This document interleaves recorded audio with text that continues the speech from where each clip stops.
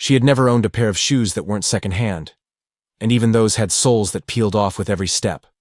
The streets of her neighborhood were cracked, much like her self-worth at the time, and yet she moved with a kind of quiet determination that no one noticed, except for him. He saw her once under the rusted bus shelter, hiding from the rain with a plastic bag over her head and a school book tucked tightly in her arms. He smiled, offered her his umbrella, and she, naive, hungry for affection, thought it meant something more. They were just 16. He was the son of the wealthiest family in town, his life filled with drivers, tailored clothes, and trips that crossed oceans, while she never stepped outside the city limits. But she made him laugh, and that was enough, for a while. She believed love could bridge the gap between privilege and poverty, between his perfect white smile and her calloused hands from working weekends at the laundry shop. She tried to hide how her fingers smelled like detergent and how dinner at her house was usually just rice with salt. But he noticed. And soon, he started noticing other things too. The way her accent flattened certain words, how her clothes never quite fit right, how she always hesitated when a waiter handed her a menu without prices. He'd squeeze her hand under the table, embarrassed on her behalf, and she'd pretend not to feel it. At first, it was small comments. "You'd be so beautiful if you just fixed your hair." Or, "You don't need to wear those cheap shoes when you're with me." But those words lodged themselves inside her like glass slivers. She laughed them off, thinking he meant well, thinking love sometimes came dressed in correction. What she didn't know was that he had already started rewriting her in his mind. Less raw, less real, more polished. He began showing up less, texting late, and making excuses. His mother, a woman who wore diamonds even at breakfast, told him it would be a phase and warned him that girls like her had nothing to lose and everything to take. He listened. Slowly, he stopped introducing her as his girlfriend. He asked her to stay in the car when they pulled up to family gatherings. And one night, without warning, he told her it was over. Not because he didn't care, he said, but because they just weren't meant for the same life. She smiled through it, holding back tears until she reached the alley near her building where the lamplight flickered like a tired heartbeat. She cried quietly that night, not because he broke her heart, but because a part of her had believed she wasn't enough. That belief followed her into the next year, and the one after that. But pain has a strange way of planting seeds in silence. She enrolled in night classes, learned about numbers, markets, and how the world moves for those who know how to speak its language. She worked 3 jobs and ate cold noodles in dim kitchens, but she never stopped learning. Every time she passed the bus stop where they met, she reminded herself who she used to be, and who she would never be again. By 23, she had already tripled her savings. By 26, she bought her first company, a struggling logistics firm no one believed in but her. She didn't tell anyone, she just worked. She built quietly, investing, scaling, and hiring people who reminded her of the version of herself no one saw potential in. She wore shoes now that cost more than what she used to make in a month, but she never forgot the blisters from the old ones. Her scars became symbols. Her silence became strength. And somewhere in the background, he was living the life he was born into, sipping cocktails at fundraisers, marrying someone who came from a name and not a story. But what he didn't know was that the girl he left behind the one with the ripped shoes and scraped knees, was about to walk back into his world. Not for revenge, not for closure, but because fate has a wicked sense of timing. And now, she was the name on the lips of the richest rooms, the face behind the empire that was shaking the city's elite. They didn't recognize her at first. Her hair was different. Her confidence filled every corner, and her silence made people lean in. But when their eyes finally met again, when he saw her across that gala floor, something inside him faltered. Because she wasn't just back, she was untouchable. And he was just the boy who taught her exactly what not to settle for. He didn't even sit down when he said it.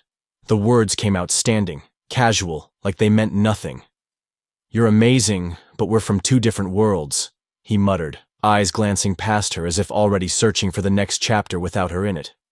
She stood in front of him in her only decent dress, the one she ironed twice that morning with a towel because she didn't own a proper iron, her hands gripping the sides of her thighs like holding herself together might stop her from falling apart. It wasn't that she didn't see it coming. He'd been distant, rehearsed, colder every week. But a part of her still believed that the memories they shared, the ones she kept folded like old love letters in the corners of her heart, meant something. That maybe, just maybe, he'd fight for her. Instead, he looked at her like a poor decision he needed to undo. She nodded, didn't cry, not yet. Her chest felt like it was being stitched up with barbed wire. He said things like, "You deserve someone better," and, "It's not about money." But they both knew it was. His mother's words had become his own. She'd overheard them once. "She'll hold you back, darling."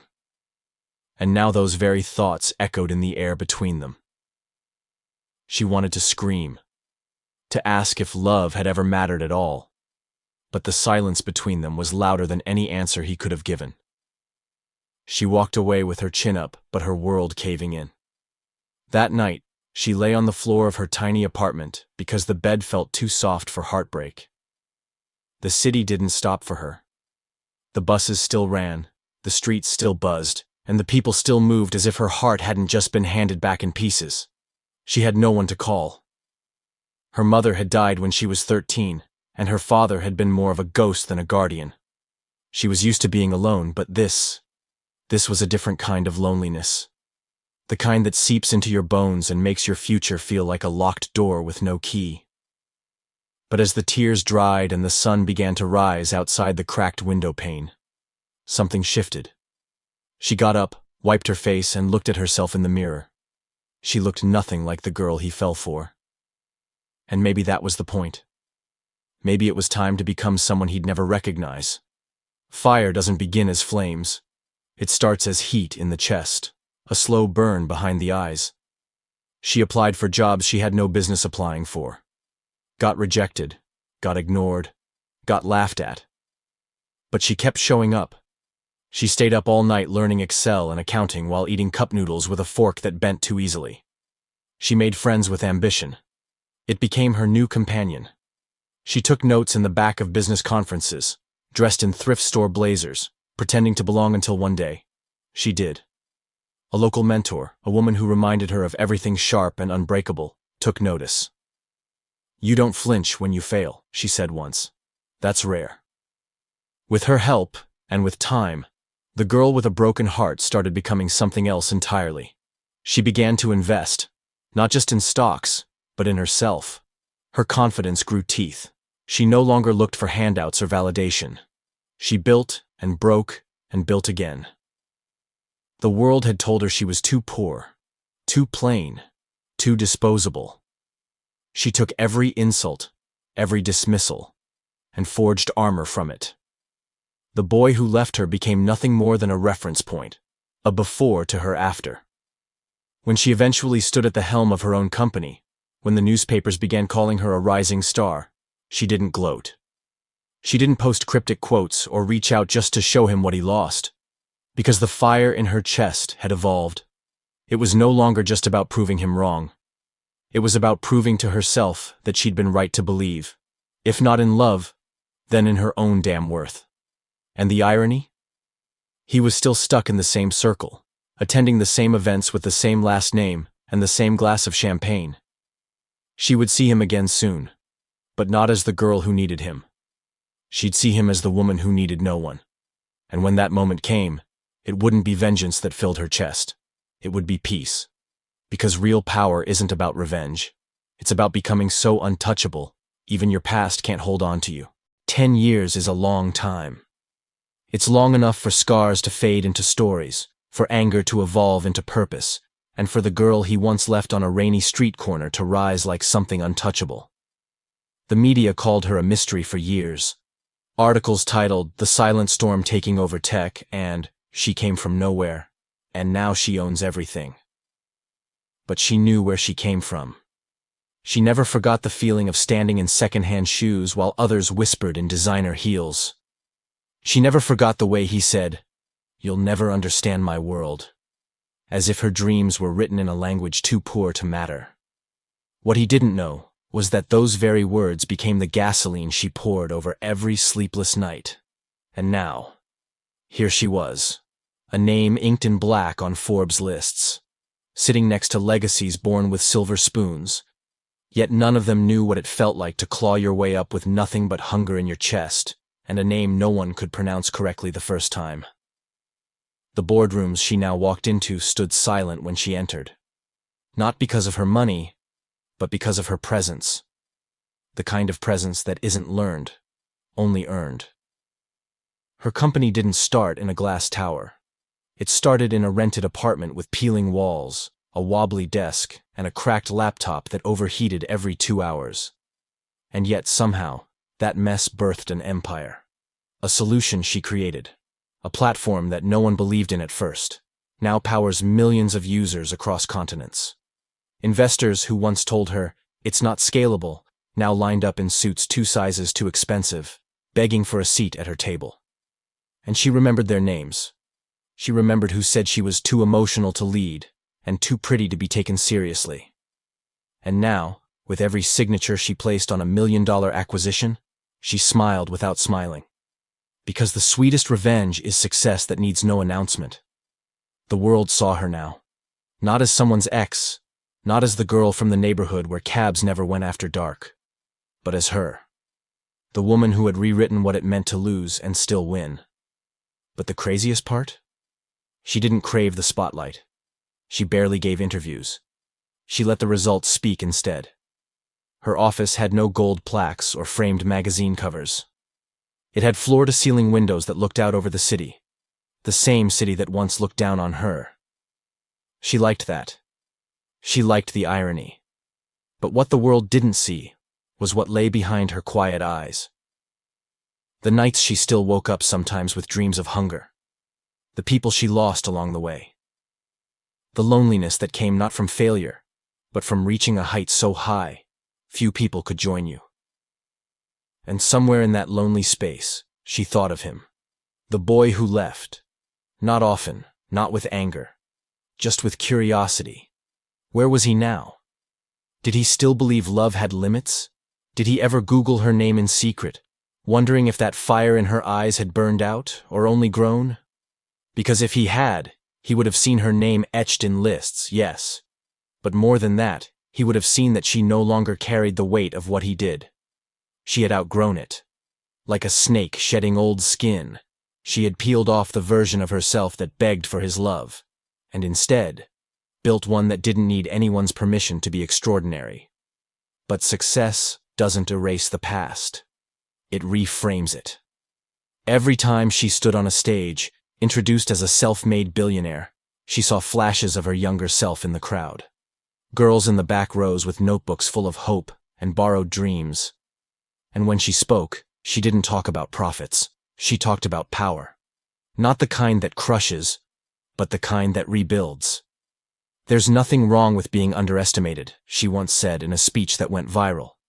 "It teaches you how to over-deliver." That quote ended up on t-shirts, tattoos, and screensavers. It wasn't meant to be iconic. It was just her truth. But that's the thing about truth. It echoes. And echo it did. Across campuses, in newsrooms, in homes where little girls stared at her picture, thinking, maybe I can too. And as for him, the boy who left her for being poor, he'd hear about her again. Not through gossip, but through headlines. Not through regret, but through recognition. Maybe it would happen one night at a dinner party where someone mentioned her name and the room lit up with praise. Maybe someone would ask, "Didn't you used to date her?" And he'd smile politely, trying to hide the lump in his throat, saying something like, "Yeah, she was always smart."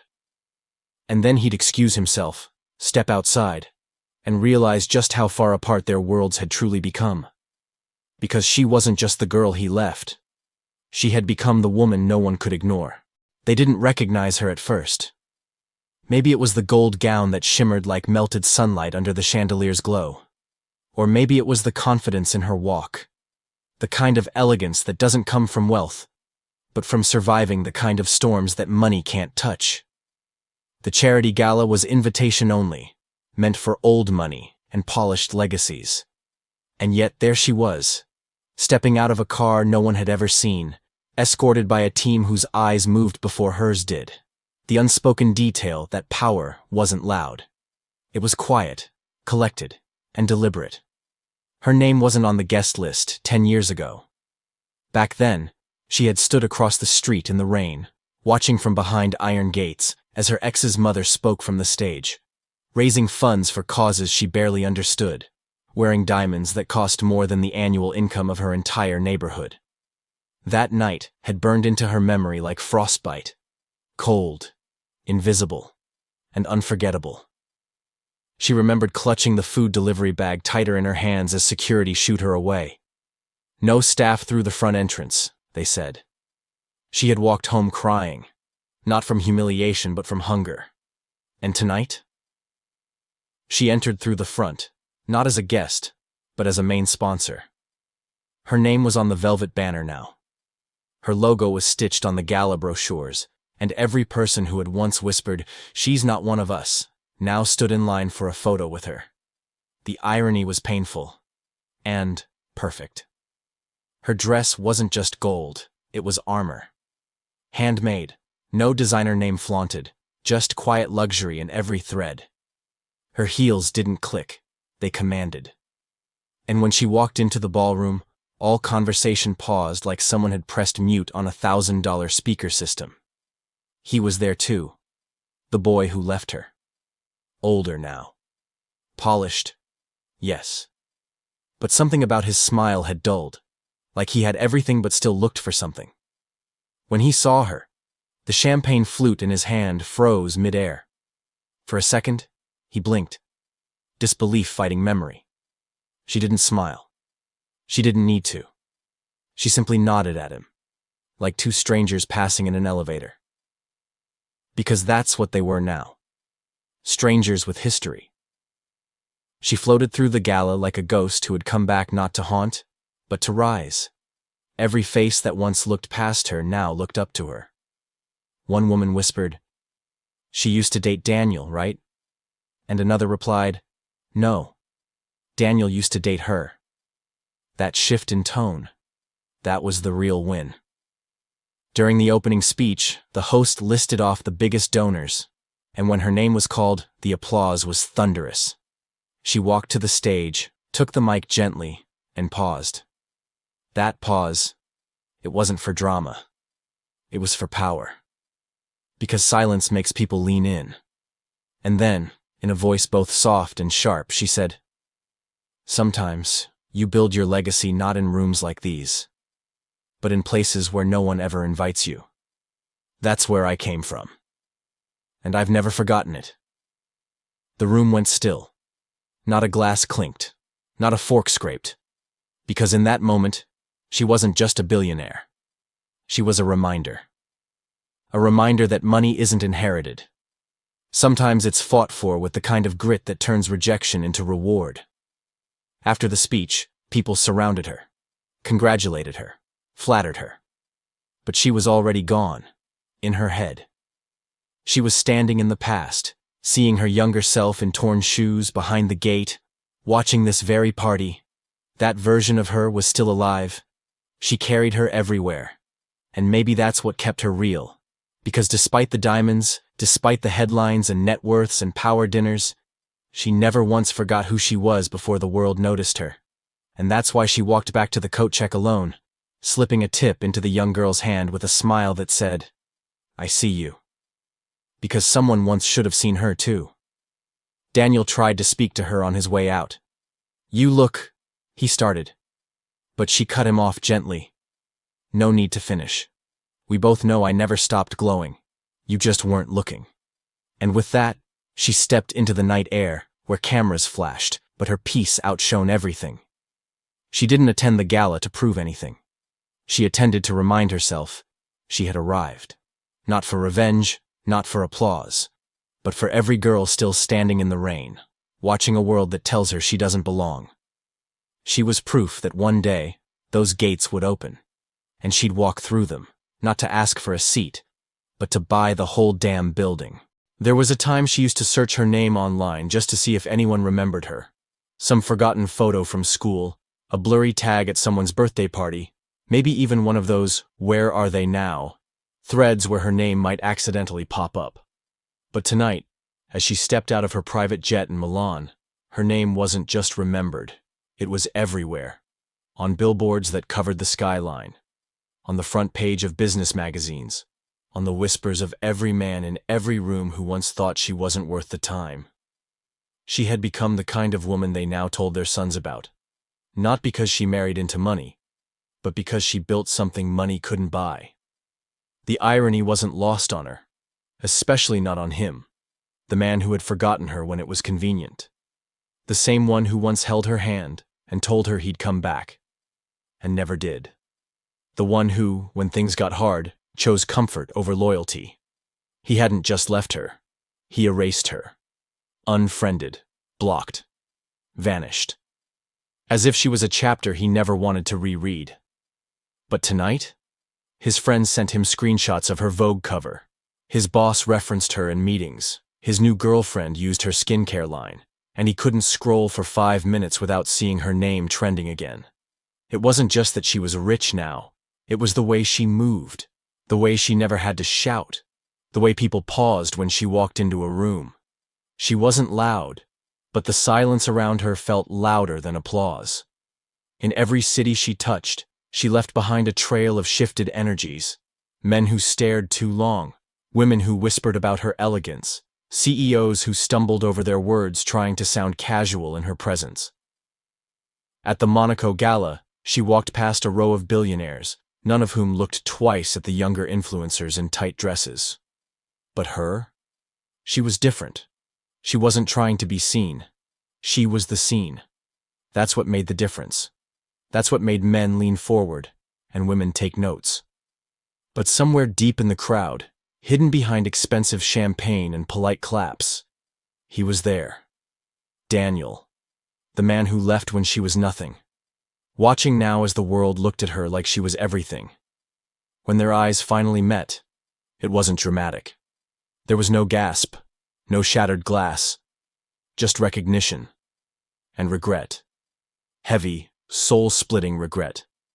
He remembered that rainy day when she had asked him, "Will you stay even if I have nothing?" And he had hesitated. That hesitation had cost him everything.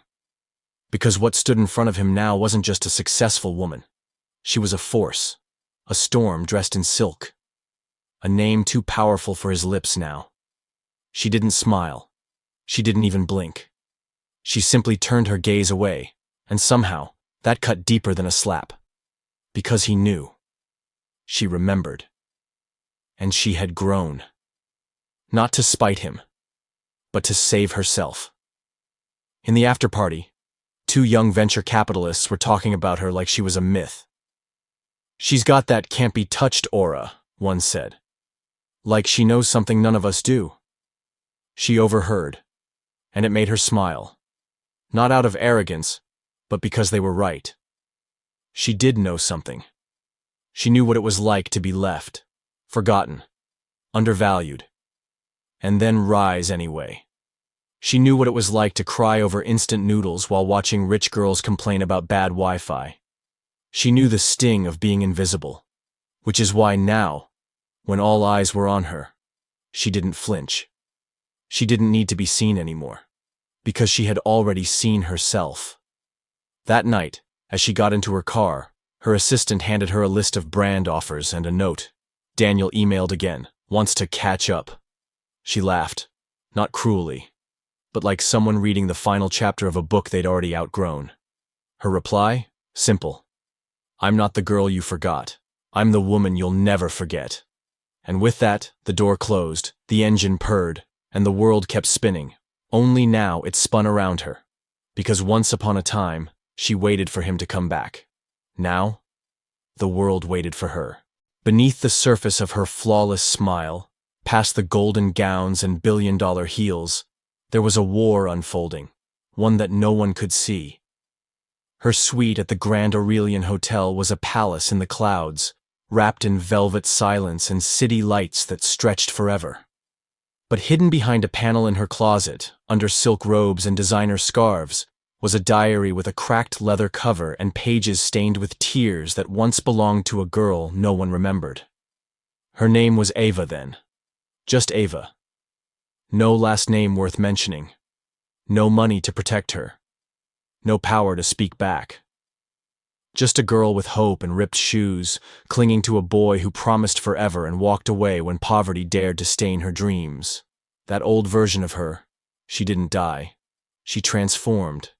The diary held everything, not just memories, but blueprints. Each page was a promise written in fire. Her handwriting was no longer shaky. It was sharp, calculated, almost surgical. She didn't just survive that heartbreak. She used it. She studied every move that power players made in that cold corporate world. She marked the names of every person who ignored her, underlined the industries they controlled, and noted the weaknesses in their empires like a hunter memorizing the forest. It was more than revenge. It was reclamation. It was about building something so big that no one could ever call her disposable again. But even in that silent war, she was still human. Some nights, she opened that diary with trembling hands, reading pages she wished she could unwrite, like the one about the night she waited 3 hours in the rain for him, thinking he was just late, not gone, or the day she saw him with someone else, in a suit she helped him afford, laughing like he'd never known struggle. And it wasn't just him. It was how everyone saw her, as small, unimportant, forgettable. She had promised herself that day that she'd never beg to be seen again. That if the world didn't offer her a seat at the table, she'd build her own table and make them watch her eat. Her rules now were different. She didn't chase. She didn't explain. She never entered a room without knowing who would be in it, what they wanted, and how they could be turned into an asset or a lesson. She kept her power quiet but sharp, like diamonds under silk. The world knew her as Evelyn Cross now, a name that came from nowhere but meant everything. Behind her smile was strategy. Behind her elegance, a mind that saw through boardroom lies and sweet-talking executives. But that didn't mean she didn't bleed. Her war wasn't just corporate. It was emotional. Every day she walked the fine line between who she had to be and who she used to be. And sometimes, in the silence of night, when the world was done clapping and the lights went out, she opened the diary to remember why she started. Not because she needed to, but because victory without memory is hollow. And she wasn't building a legacy to forget the girl in ripped shoes. She was building it for her. She was the fuel, the rage, the reason the war was worth fighting.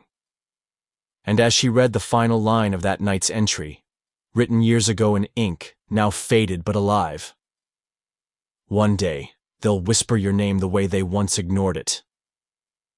She closed the diary, stood before the mirror, and fixed her lipstick like armor. Tomorrow, she'd be sitting across from him, the man who left her in a broken world.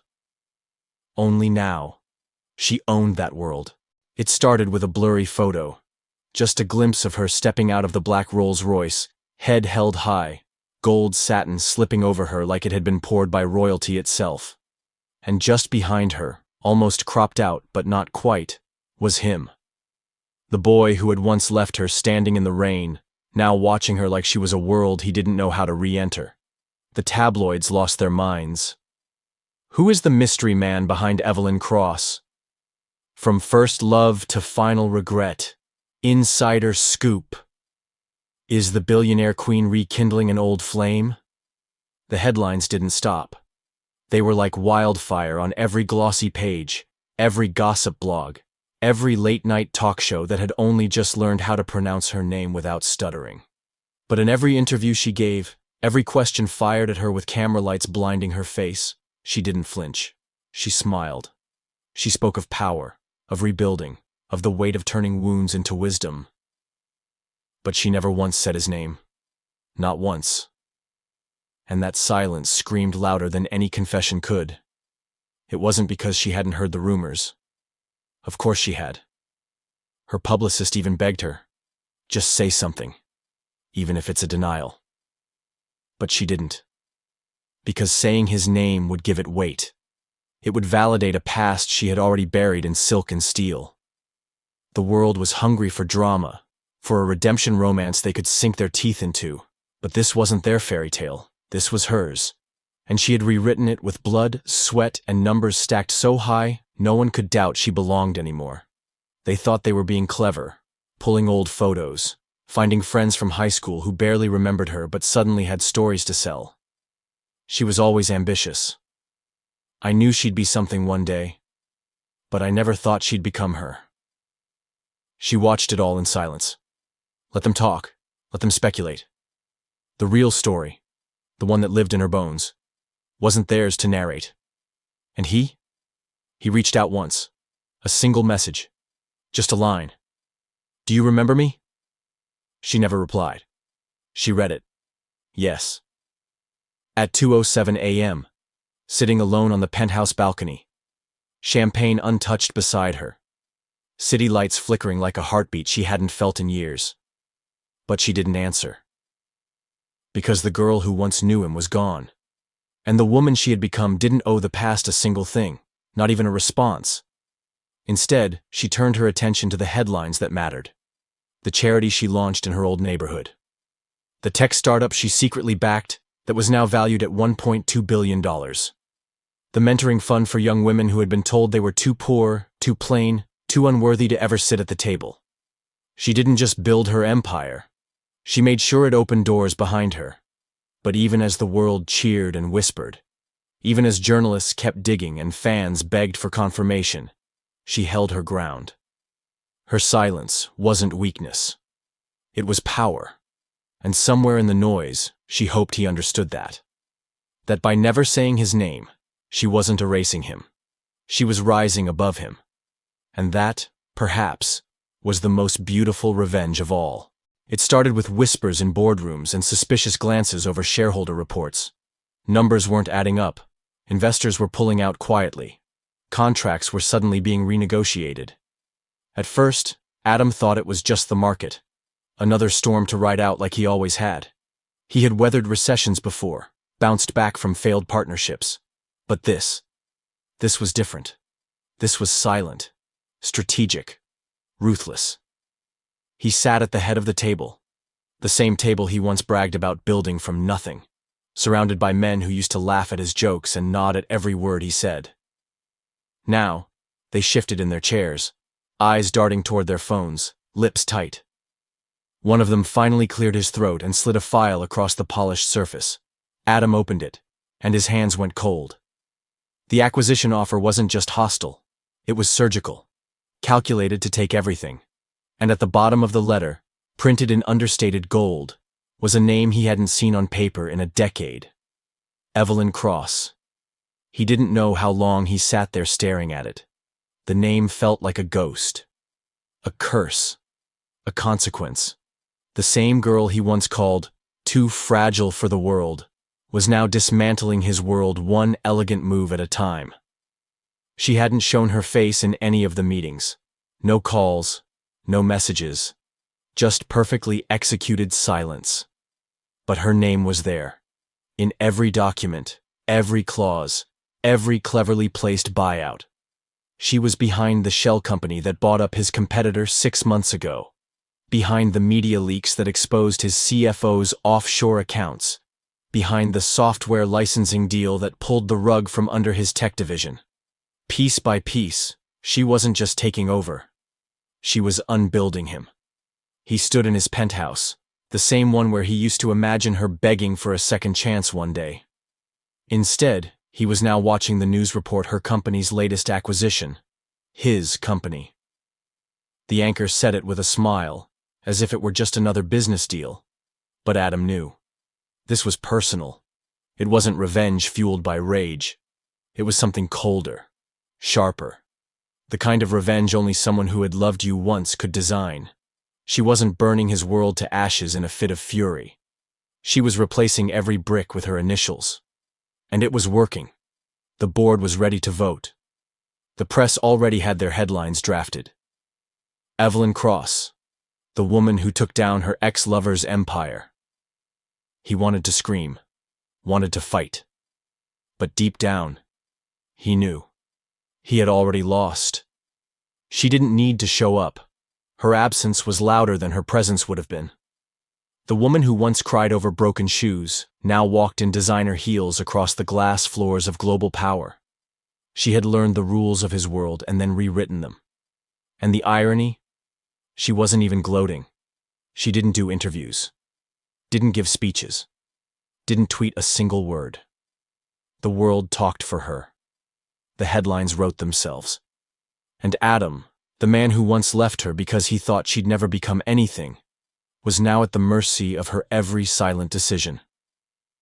He thought about that day in the rain, her standing there, shaking, heart shattered in her chest, while he walked away without looking back. He thought about the look in her eyes, not broken, just unfinished. Now he understood. She hadn't been defeated. She had been loading the bullet. And now, years later, she had pulled the trigger with perfect poetic grace. And he was just a footnote in her story now.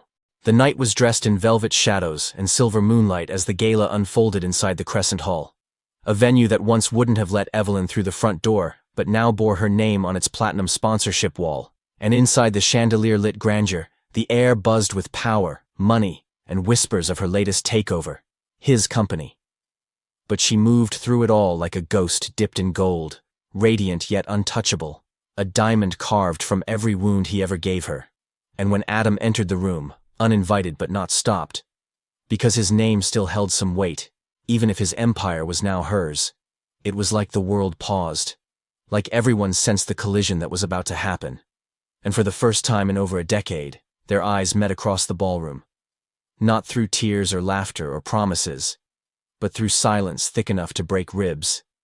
And he moved toward her, one slow step at a time, as if afraid she'd disappear again like smoke. But she didn't move, didn't flinch, her posture regal, her gown shimmering like molten revenge. And when he finally stood in front of her, the room seemed to fall away, just her and him, and the years between them pressing like glass walls around them. And he opened his mouth, trying to find the right words. "Evelyn, But she held up one hand, not in anger, not in kindness either, but in a kind of final grace. And for the first time since the day he left her standing in the rain, soaked and shattered, she spoke to him with a voice that was no longer soft or pleading, but steel wrapped in silk. "You were right that I wasn't enough back then, Adam, but what you never understood is that I wasn't meant to be enough for you. I was meant to become everything you could never reach." And the silence after that line was so brutal, it almost hurt to breathe, her words echoing through his chest like a verdict. And he didn't reply because he couldn't. There was nothing left to say, nothing he could offer that would matter to the woman who now owned everything he once thought defined him, not just the companies, but the headlines, the admiration, the narrative. And as the music resumed and her gaze slid past him like he was a stranger at her own event, Adam realized the truth wasn't that she had changed. She had always been this, strong and burning and brilliant. He had just never looked close enough to see it. And now that she stood before him, untouchable and unapologetic, he felt what she must have felt the day he walked away, powerless, discarded, forgotten, and yet somehow not hated, because her revenge wasn't built on bitterness, but on rebirth. And tonight, she didn't raise her voice, didn't drag his name, didn't even call out what he did. Instead, she did something far more devastating. She acknowledged him just enough to let him know that even though the world now watched her, he no longer mattered in it. And then, just like that, she turned her back to him, stepping into the light, into the cameras, into her power. And he was left standing in the corner of a world she now owned, remembering a girl he left behind, only to face the woman she became. His ending, her beginning. He found it by accident, on a Wednesday evening when the rain outside fell the same way it had 10 years ago. The day Evelyn had stood at the station with soaked sleeves and silent tears while his mother watched from the Bentley, sunglasses hiding her satisfaction. But tonight, The house that once hummed with parties and political favors now echoed only with the sound of Adam rummaging through drawers no longer filled with luxury but dust. And as he reached into the last cabinet in the West Wing study, the one his mother always kept locked and said held old family documents, his hand brushed across an envelope sealed with red wax, no date, no stamp, only his name written in handwriting he hadn't seen in a decade, but remembered with a kind of ache, and his heart stuttered before his fingers even pulled it out, because something in his bones already knew. This wasn't from a stranger. This wasn't business. This was personal.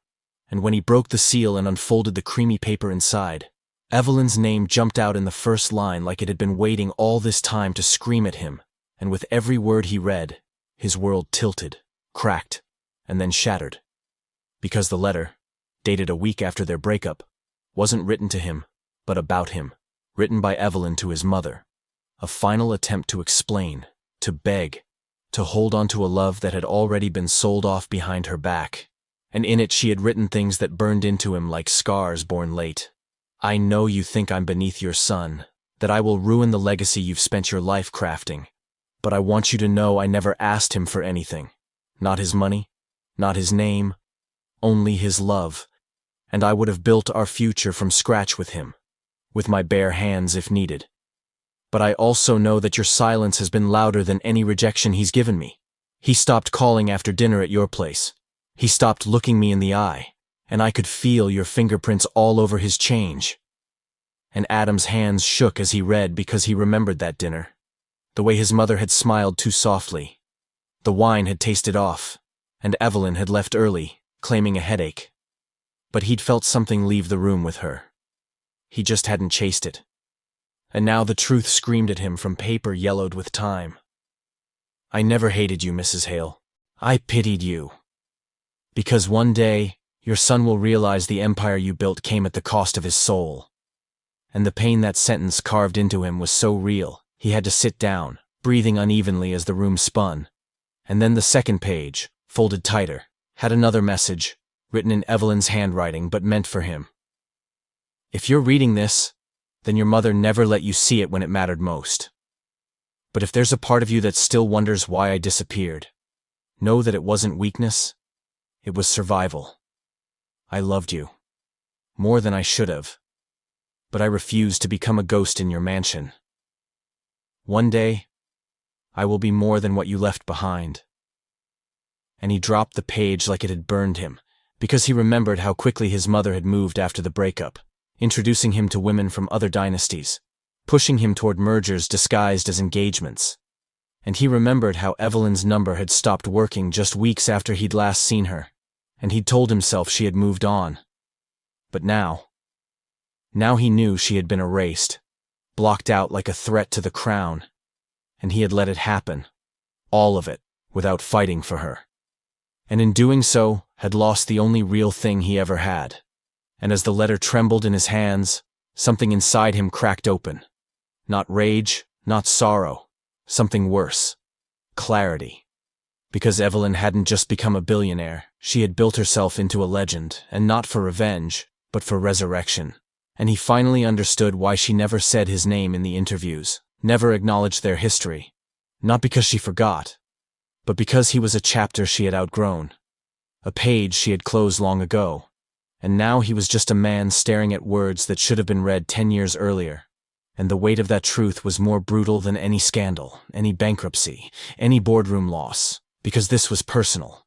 This was the woman he had once imagined growing old with telling him, in ink, that he had already failed before the race even began. And the worst part wasn't the shame. It was the knowing. That even if he called her now, even if he begged, even if he stood outside every gala and shouted apologies into the night, nothing would bring back the girl who had once waited for him in the rain, and nothing could reach the woman she had become. Not anymore, because she didn't need closure. She was the closure. And as he sat in the dim silence of his late father's study, surrounded by portraits of a legacy built on control, he clutched that letter like a relic of a life he'd thrown away, and whispered her name. Not loud, not proud, just broken. Because sometimes the loudest things are spoken in regret. And for the first time in his life, Adam Hale cried without pride. Not for the empire he lost, but for the love he never deserved. And somewhere across the city, in a penthouse that touched the clouds, Evelyn crossed out his name in her diary. One last time. Not with hate, not with hurt, but with the finality of a woman who had already written her last chapter on him and started a brand new story. Long before the gala lights, before the cover stories, before the headlines that screamed her name like a modern-day legend, there was a girl who used to walk barefoot across cracked pavement with a boy who called her Ev and shared the last piece of bread with a grin that made poverty feel like it couldn't touch them. And that boy, her younger brother Jamie, had once made her promise something on a night they'd curled up beneath a leaking roof in a shelter that smelled like mildew and hopelessness. And he'd said, "One day, you're going to be something, Ev. Big. Bigger than this. And when you do, promise me you'll build something that doesn't forget kids like us." And she had laughed because they had nothing, not even clean socks. But she'd looked at him, his cheeks flushed from the cold and eyes too old for his age, and said, "I promise, Jamie. We'll build it together." And those words had been carved into her heart ever since. Even after he'd vanished on a rainy night trying to protect her from men who thought they could buy silence with fear. A night that still echoed in her dreams as the only part of her past she couldn't rewrite with gold or fame or success, because Jamie hadn't lived to see the mansion with glass ceilings, or the black card with her name etched in silver. He hadn't stood beside her the first time she walked into a boardroom and made men twice her age listen, and that absence had grown louder with every win she stacked, until her empire looked perfect on the outside, but felt one shade of grief too quiet when the world stopped clapping. And now, sitting on the rooftop of her penthouse overlooking a city that used to ignore her existence, Evelyn clutched a silver locket she never wore in public, the one that held a photo of her and Jamie. Faces smudged, cheeks thin, but eyes burning with impossible dreams.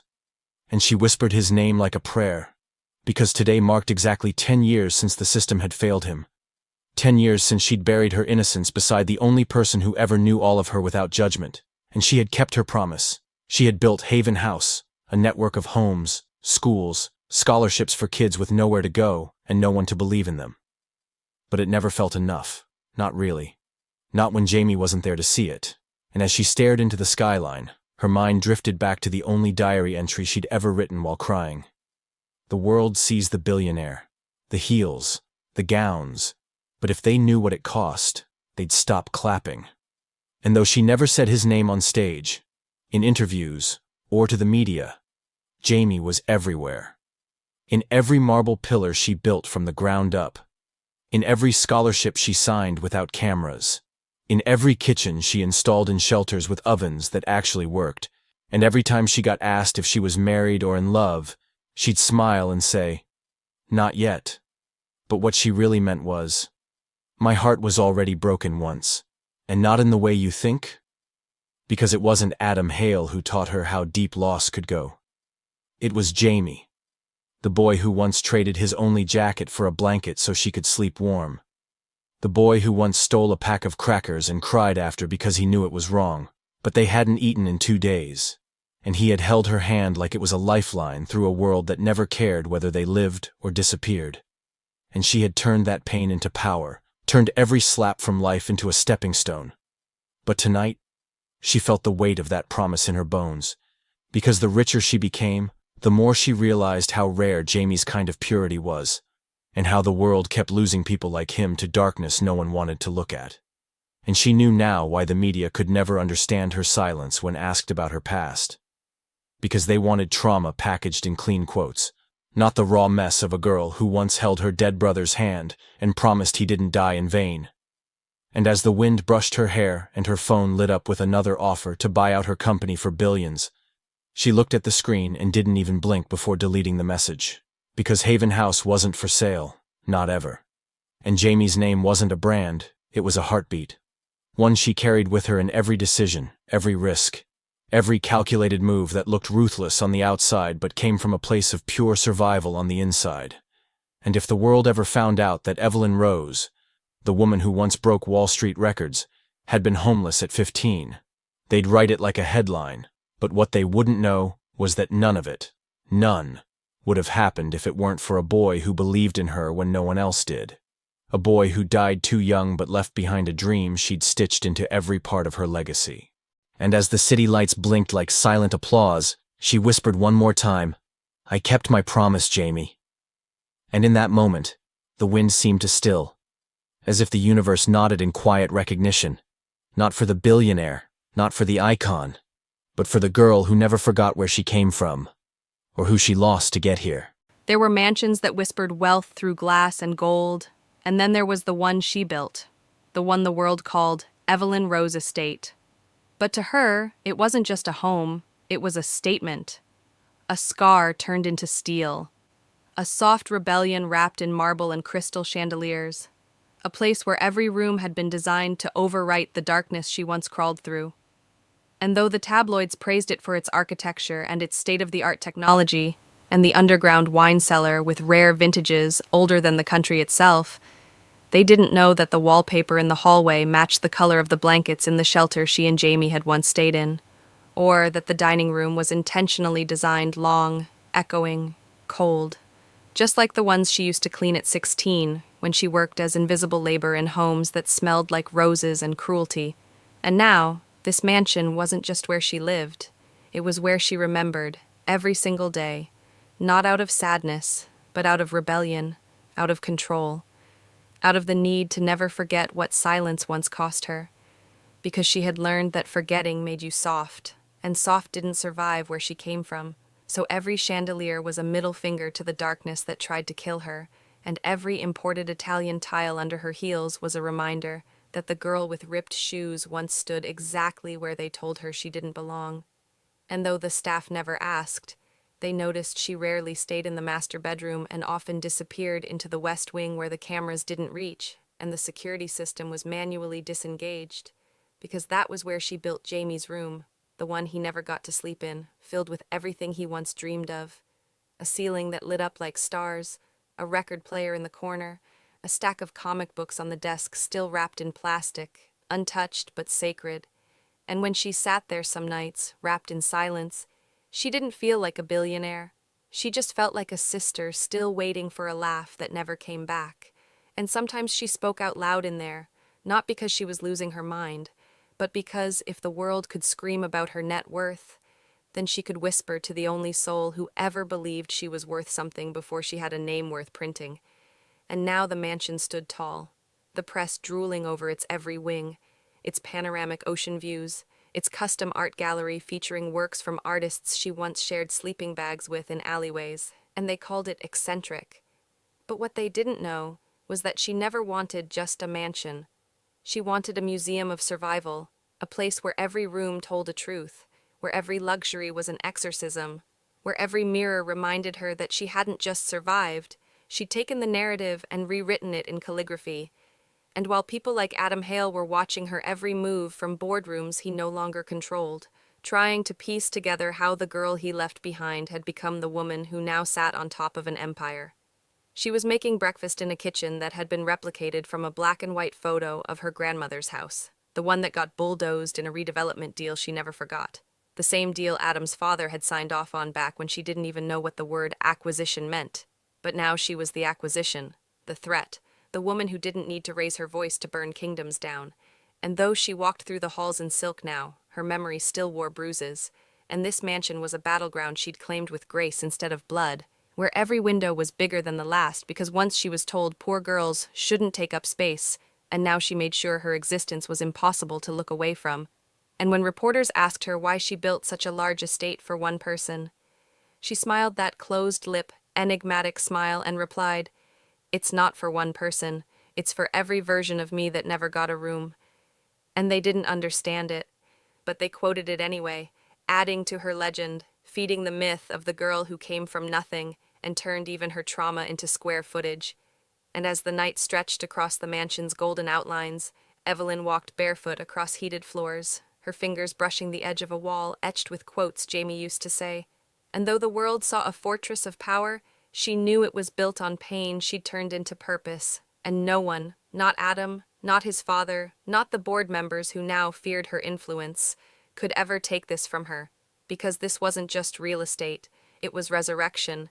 It was memory molded into luxury. It was proof that sometimes the best revenge isn't taking them down. It's building something so loud, so beautiful, so untouchable, that the ghosts who once laughed at you are forced to watch in silence. It was the kind of night the city dressed up for: velvet skies, rooftop violins, champagne that glittered like stars in crystal flutes, and beneath the grandeur of a black-tie charity gala held in the heart of a glass cathedral Evelyn herself had helped fund. They met again, face to face, under the blinding gold of chandeliers and the weight of 100 eyes, who had no idea that the real story that evening wasn't the millions being raised for children's hospitals, or the high-profile merger announced on the screens. It was the silent storm standing between Evelyn Rose and Adam Hale, the billionaire who once traded love for legacy and now stood across the room like a man haunted by everything money couldn't buy back. And as Evelyn stepped onto the dance floor, her gown, a custom midnight blue piece stitched with hand-sewn sapphires, floated like a wave of power through the crowd. And he followed, drawn not by arrogance, but by ache, by the pull of a moment that felt suspended in time. And when he reached her, he didn't ask. He just offered a hand, and to everyone watching, it looked like a fairy tale reunion, a headline in the making. But to her, it felt like the last chapter, the final page before closing a book that once burned in her chest like a wound she couldn't stop reading. And as his hand wrapped around her waist, Evelyn didn't tremble. She didn't flinch. She led, slowly, deliberately, her posture a lesson in everything pain can polish into poise, and their bodies moved in sync, not because they remembered how to, but because some rhythms, like regret and memory, never really leave you. And for a moment, they were back in that tiny town, two kids with dreams too loud for the lives they'd been handed, two hearts that once curled up on the same floor in a rented room with more cracks than corners, dreaming of futures that didn't hurt so much. But now they danced on marble, beneath lights that cost more than their entire childhood homes. And still, Evelyn felt the ghost of that girl with ripped shoes whispering inside her chest, reminding her that just because you outgrow a wound doesn't mean you owe it comfort. And when Adam whispered, "You're still the most beautiful thing I've ever seen," she didn't smile. She blinked slowly, like someone letting go of a mirage, and replied, "And you're still the one who couldn't handle me when I had nothing." And he flinched, visibly, like the words cut deeper than any scandal ever could. But still they moved, step by step, the crowd oblivious to the emotional war wrapped in elegance. And Evelyn remembered the nights she cried on rooftops, whispering his name like a prayer that never answered. And now she stood as the answer herself, draped in power, loved by the world, envied by those who once laughed at her, and as the orchestra played a slow descent into silence, she let the last beat fall between them like a curtain, her hand slipping from his like a chapter being shut. And just before she turned to leave the floor, Adam caught her wrist gently, his voice barely above a breath. "Do you ever miss it? Us?" And that was when Evelyn truly smiled, not bitterly, not cruelly, but with a softness that only comes after you've survived the fire and built a castle from the ash. And she said, "I miss who I thought you were." And that was the moment he knew. This wasn't just goodbye to a woman. This was goodbye to the last piece of himself that still believed he'd get another chance. And as she walked away, every head turned to admire her, but none of them saw the tear that didn't fall, the one she refused to let win. Because this dance wasn't about closure. It was about clarity, about showing the world, and herself, that healing doesn't always come with reconciliation. Sometimes it comes with rhythm, grace, and letting go under the spotlight of a world that finally saw her not as someone who was left behind, but as the woman who walked ahead and never looked back. The wedding wasn't on magazine covers because she didn't let the press in, and yet whispers of it still spread like perfume across boardrooms, back channels, and beauty salons. Evelyn Rose is getting married, but not to Adam Hale, not to the man who once promised her the moon only to leave her beneath it shivering and alone. Not to the billionaire who now drank regret for breakfast and stared too long at every woman who wore midnight blue. No, this time she chose differently. She chose quietly. A man who didn't arrive with legacy stitched into his name, but with calm in his eyes and an understanding in his silence. A man who never once asked about the mansion she built over her past, or the empire she carved from rage and ambition, who didn't flinch when paparazzi labeled her the billionaire scorned. Or when media stories twisted her past into headline poison, because he wasn't chasing her story. He was simply loving the woman standing in front of him. And for Evelyn, that was everything. Because for so long, love had come attached to conditions, to ego, to pity, or performance, or power. But now, standing beneath an arched canopy of ivory roses on a Tuscan hill she had bought and turned into a vineyard, dressed in a gown that wasn't from a designer showroom but hand-stitched by women she once gave scholarships to, Evelyn felt something foreign but soothing. Peace, not performance. Intimacy, not spectacle. And when he slid the ring on her finger, there were no tears, only quiet breaths and a soft smile. Because when you've been through the fire, the wind feels like a song. And as she said, "I do" to a man who didn't want her resume or her resume of heartbreaks, who didn't even ask who Adam was, Evelyn felt no need to prove anything anymore. Not her worth, not her strength, not her beauty or her brilliance. Because being loved in silence felt louder than being worshipped in headlines. And yes, Adam had tried. He sent flowers, letters, even a foundation donation made anonymously that everyone knew came from him. But Evelyn didn't need his remorse to feel complete. She didn't need closure from a door she'd already bricked over with gold and granite and moved far beyond. And as they toasted under the stars, just her, the man who loved her without history, and a small circle of people who knew her soul, not just her success, Evelyn felt the scar on her heart soften, not erased, not forgotten, but transformed into something that didn't control her anymore. And when the media finally got hold of the photos weeks later, grainy, taken by a vineyard worker's cousin, there was no designer tag to write about, no famous guest list to analyze, just a woman in love, radiant, standing next to a man the world didn't recognize, and they speculated, twisted narratives, called it a low-profile rebound. But Evelyn never answered, never explained, because some stories aren't for the world to consume, they're for the soul to keep. And in this new chapter, there were no rehearsed dances under crystal chandeliers, no last-minute vows written in panic, just quiet mornings, joint coffee cups, and a kind of laughter that didn't echo. It settled, deeply, into the spaces she once thought were too broken to hold love. And even when she saw Adam one last time, at a boardroom meeting he wasn't supposed to attend, she didn't flinch, didn't look twice, just nodded politely and returned to her seat. And it wasn't coldness, it was completion. Because when you finally become your own story, you stop chasing old ones.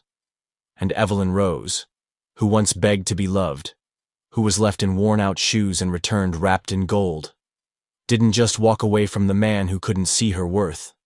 She walked toward a life where her name didn't need to be attached to anyone else's to matter, because she had learned, the right man won't ask what you used to be, he'll love you for everything you are now. And Evelyn? She was more than a comeback, more than a billionaire.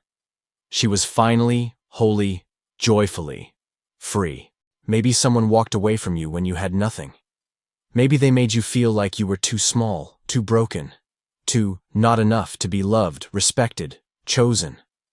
Maybe they laughed when you said you had dreams. Maybe they looked you in the eye and said, "You'll never be anything without me." And maybe, just maybe, you believed them for a while. But what if I told you, your story isn't done yet? What if I told you, the people who doubt you now will one day whisper your name like it's magic? Just like Evelyn, you don't need to scream to be heard. You don't need revenge to feel powerful. You don't need their approval to start again. Because your worth? It isn't up for discussion. It isn't tied to who stayed or who left. It isn't measured by your past. It's built by your next move. So if you've ever been left in the cold, laughed at, counted out, don't just survive it. Rewrite it. Rewrite it like Evelyn did. With gold. With grace. With a smile they'll never forget. This story? It's not just about a billionaire or a lost love. It's about a woman who stopped waiting for someone else to give her value and started building her own legacy. So ask yourself, if this was your story, how would you end it? Would you let the world define you? Or would you finally, fiercely, rewrite your ending?